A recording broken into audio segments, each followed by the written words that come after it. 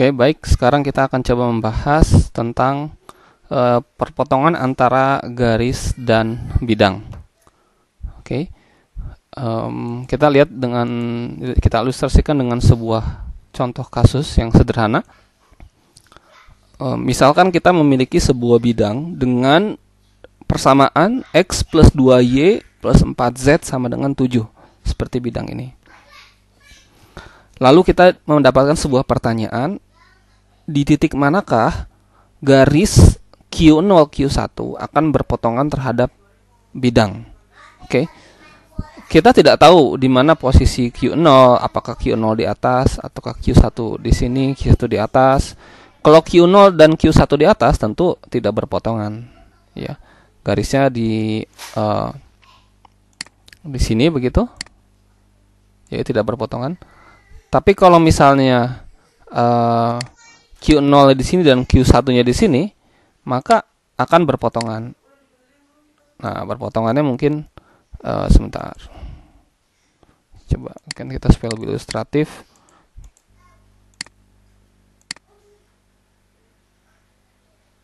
Oke. Nah, begitu ya. Nah, berpotongan mungkin di titik ini. Nah, kita tidak tahu. Kita bisa katakan bahwa di atas sini nilai X plus 2Y plus 4Z, ketika kita inputkan X, Y, dan Z-nya, itu nilainya akan lebih besar dari 7.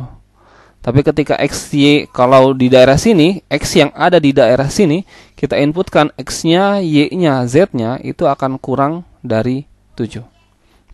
Oke, secara umum seperti itu ya. Kalau kita membayangkan sebuah garis dalam bidang pun seperti ini, kita membayangkan sebuah bidang di dalam ruang, maka kita bisa ilustrasikan seperti hal tersebut. Nah, bagaimana caranya? Nah, kita tentu masukkan saja, kita plug in, kita masukkan angka Q0 dan Q1-nya terhadap persamaan. Q0 kita ingat lagi di soal sebelumnya, ini Q0 adalah ini, Q1 adalah ini, maka kita inputkan Q0 min 1, 2, 2 masukkan kepada X plus 2Y plus 4Z. Nah, jadinya min 1 masuk ke dalam sini, 2-nya masukkan ke dalam Y, 2 masuk ke dalam Z. Nah, maka jadinya min 1, yang ini 2 dikali 2 ditambah 4 kali 2, 4 kali Z, Z-nya kan 2. Nilainya berapa? Sama dengan 11, dan kita lihat dia di atas 7. Yang Q1 kita inputkan lagi 1, 3, min 1, ini X, Y, dan Z-nya masukkan ke dalam persamaan ini. Maka yang satunya masuk ke dalam sini, yang 3-nya ke sini, akan 2Y, dan yang Z-nya ke sini, min 4 kali min 1, hasilnya adalah 6 tambah 1, 7, min 4 sama dengan 3. Yang satu lebih besar dari 7, yang satu kurang dari 7. Berarti yang satu Q1 ini lebih besar dari 7, ada di sini Q1 berarti. Dan yang satu lagi Q0 di sini, sedangkan Q1-nya di sini. Kurang dari 7. Sebentar, maaf ya. Oke. Ya. Betul ya, ini Q1-nya di bawah. Jadi Q0 dan Q1 berada di sisi yang berbeda dari bidang. Kalau kita bayangkan sebuah kertas, maka Q0 itu ada di atas kertas, Q1 ada di bawah kertas. Oke, maka kita bisa menduga kalau mereka di dalam sisi yang berbeda, ketika kita tarik dari dua garis tersebut, dari dua titik tersebut, tentu mereka akan menembus si persamaan X plus 2Y plus 4Z sama dengan 7. Oke. Nah, bagaimana dengan QT? Bagaimana kalau kita menggunakan parametric equation, yaitu QT? Maka kita ingat kembali rumus QT-nya itu. Oke, nah kita ingat X plus 2Y plus 4Z, X-nya itu kita ganti dengan parametrik XT plus 2YT plus 4ZT. Oke, XT apa XT? Nah, kita kembali lagi ke persamaan yang sudah kita hitung sebelumnya. Ini ya, XT sama dengan min 1 plus 2T. YT 2 plus T, ZT sama dengan 2 min 3T. Oke. Nah, kita masukkan ke dalam persamaannya. XT ini YT 2 plus T dikali dengan 2. 2 dikali YT, YT-nya adalah 2 plus T, jadinya seperti ini. 4 dikali ZT, ZT-nya adalah 2 min 3T. Oke, kita operasikan aritmatika yang sederhana ya. Sederhana ini 2T ditambah 2T, 4T ditambah min 12T sama dengan min 8T. Min 1 tambah 4 ditambah 8 sama dengan 11. Jadi kita dapatkan persamaannya itu adalah min 8T plus 11 sama dengan 7. Jadi kita ubah ya, ini persamaannya kan sebelumnya X plus 2Y plus 4Z sama dengan 7, kita ubah dalam bentuk parametrik, yaitu apa? Min 8T plus 11 sama dengan 7, tetap 7-nya ya. QT ada pada bidang, maka nilainya sama dengan 7. T-nya berapa? Ya, kita pindah ruas ini.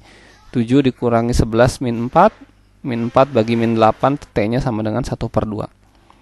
Maka kita bisa katakan bahwa tadi kalau misalnya ada sebuah bidang, kemudian dari Q0, di sini Q1, kita bisa katakan bahwa garis itu adalah seperti titik yang berjalan. Jadi titik ini berjalan T0, kemudian di sini T1.